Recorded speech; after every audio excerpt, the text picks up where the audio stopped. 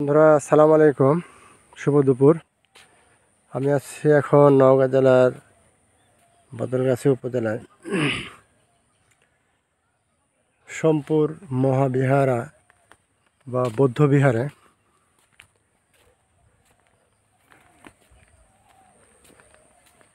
নওগাঁ জেলার অন্যতম দর্শনীয় একটি স্থান পাহাড়পুরে। পাল বংশীয় রাজা দ্বিতীয় ধর্মপাল 770 থেকে 810 খ্রিস্টাব্দে এটি নির্মাণ করেছিলেন। উত্তর দক্ষিণে এর আয়তন হচ্ছে 922 ফিট এবং পূর্ব পশ্চিমে 919 ফিট।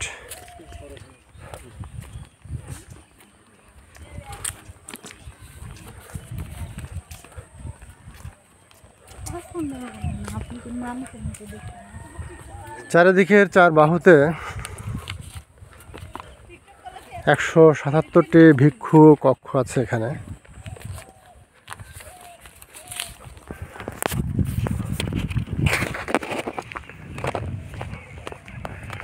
অন্যতম একটি পর্যটন কেন্দ্র।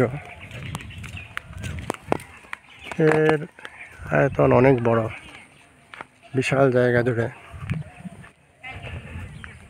বৌদ্ধ বিহারটি অবস্থিত। ভাবা যায় আজ থেকে 1200 বছর আগে এটি নির্মিত হয়েছিল। ধূলিঝড় এবং অন্যান্য নানান কারণে এটি মাটির নিচে দেবে গিয়েছিল, মাটির নিচে চাপা পড়েছিল। অনেক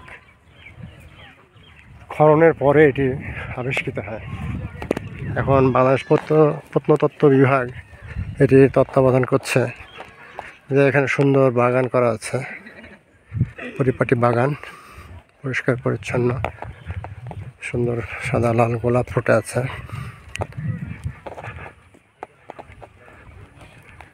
ভিতরে রেস্ট হাউস আছে, থাকার জায়গা আছে।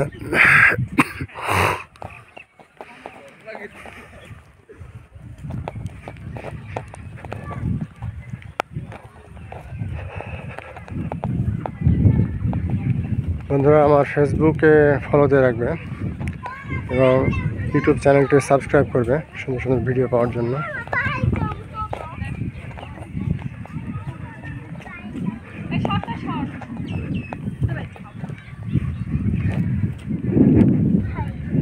এখানে এর ইতিহাসটা লেখা আছে। এখানে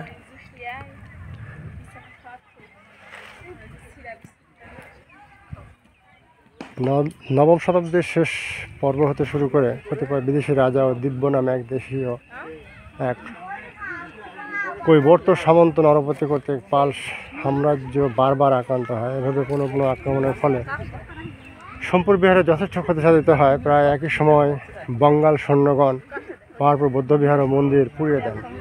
খ্রিস্টীয় 12 শতকে বাংলাদেশ সেন রাজাদের হস্তগত হয়। সেন রাজাগণ ব্রাহ্মণ্য ধর্মের গোড়া সমর্থক ছিলেন। এভাবে রাজকীয় পৃষ্ঠপোষকতায় আর অভাবে পাহাড়পুরের বৌদ্ধবিহার ও মন্দির ক্রমে পরিত্যক্ত ভিক্ষু ও পূজারীগণ পাহাড়পুর ত্যাগ করে অন্যত্র চলে যান। এপাশে অনেক পিকনিক স্পট আছে।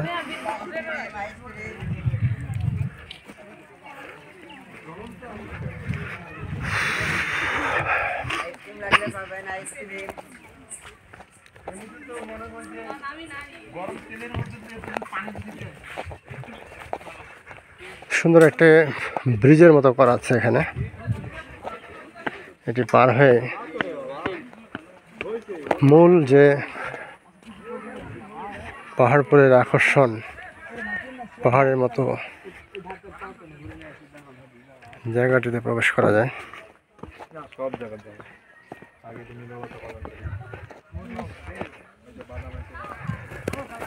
এগুলো হচ্ছে ভিক্ষু কক্ষ। এরকম চারিদিক দিয়ে ভিক্ষু কক্ষ আছে 177টি।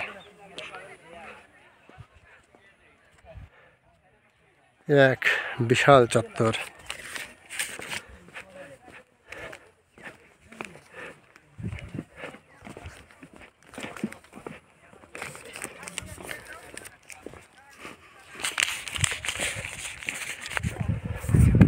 আজ 29শে নভেম্বর শুক্রবার। এখন দুপুর।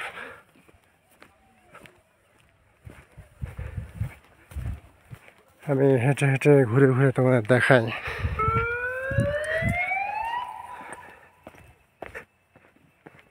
আজ থেকে 1200 বছর আগে এখানে অনেক মানুষের কোলাহল ছিল।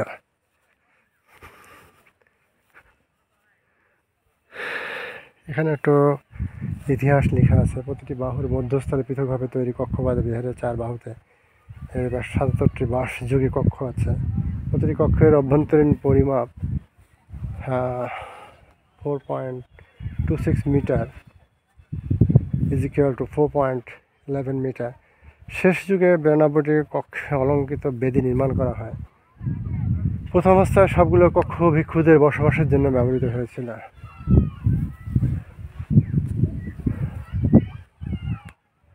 Seal of the monastery.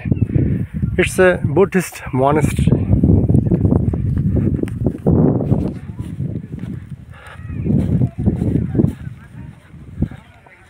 আমাদের যেমন মসজিদ খ্রিস্টানদের গির্জা, ঠিক তেমনি বৌদ্ধদের মনাস্ট্রি, বৌদ্ধ বিহার।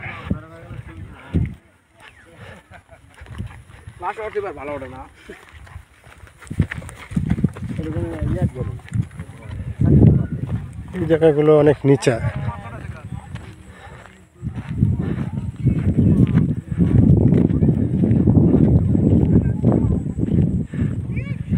এর উচ্চতা মোটামুটি বলা যায় 6 থেকে 7 তলা বিল্ডিংয়ের সমান। চারিদিকটা ঘুরে ঘুরে দেখায়।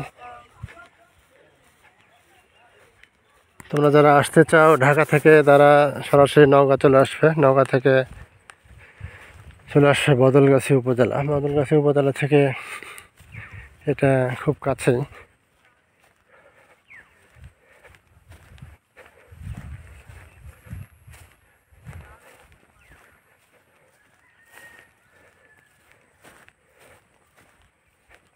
এটাও বাংলাদেশ ইন্ডিয়ার সীমান্তে বলা চলে। চারিদিকে এগুলো ছিল ভিক্ষু কক্ষ, বৌদ্ধ ভিক্ষুদের আবাসস্থল। এত বছর পূর্বে মানুষ কিভাবে এটা নির্মাণ করেছিল, এটাই বিস্ময়কর।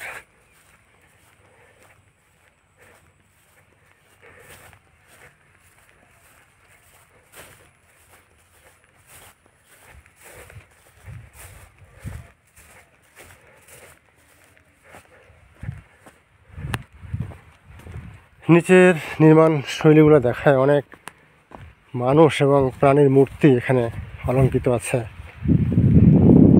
অনেক পাখির মূর্তি,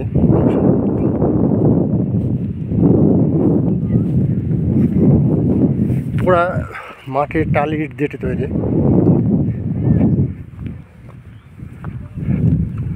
বিশাল একটি ভিত্তিভূমির উপর এটি অবস্থিত।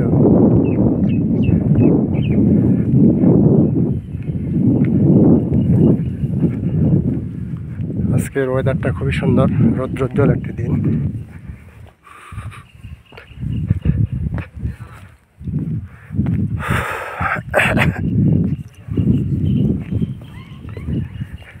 যদিও শীতকাল, এখন শীতের প্রকোপ অতটা এখনো পড়েনি এখানে।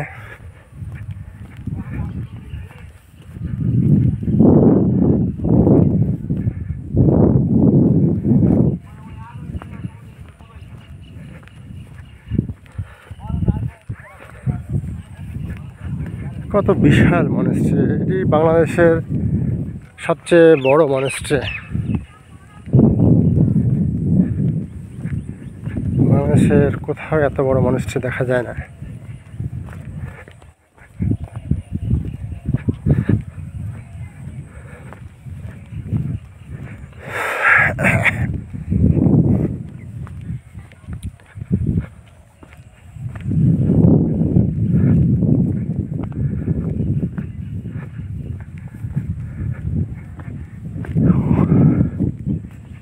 এর অনেকগুলো কক্ষ সবই ধ্বংসপ্রাপ্ত।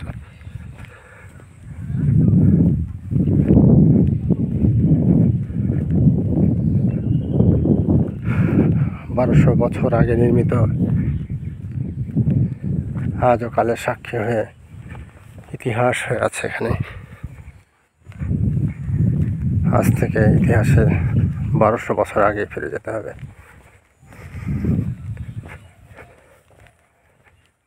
ভাবা যায়।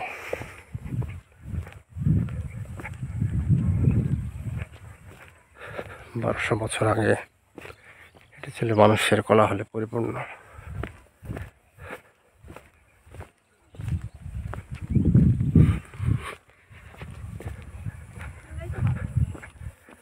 আজ আমরা পর্যটক ছাড়া তাদের কেউ নেই।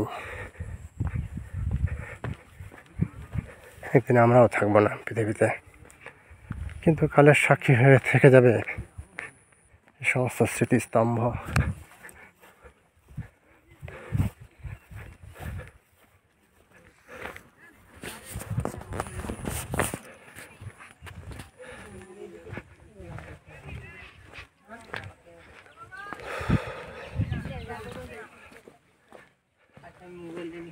বিভিন্ন অ্যাঙ্গেল থেকে তোমাদের দেখায়।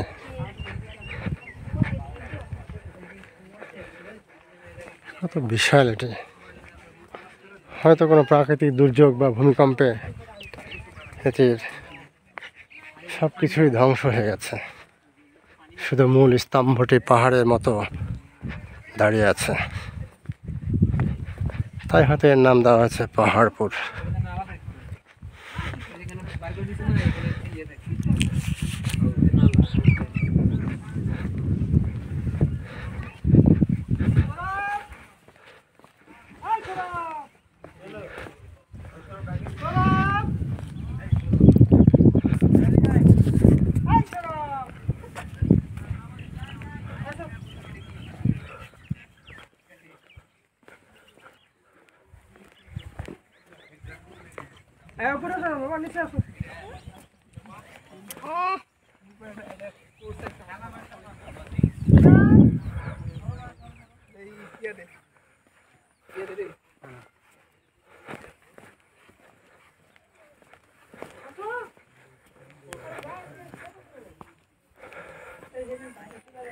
ওকে ফ্রেন্ডস, ভিডিওটা শেষ করতে হচ্ছে। আমি পুরো চক্কর দিয়ে আসলাম এই চারিপাশটা। Thanks for watching my page and YouTube channel.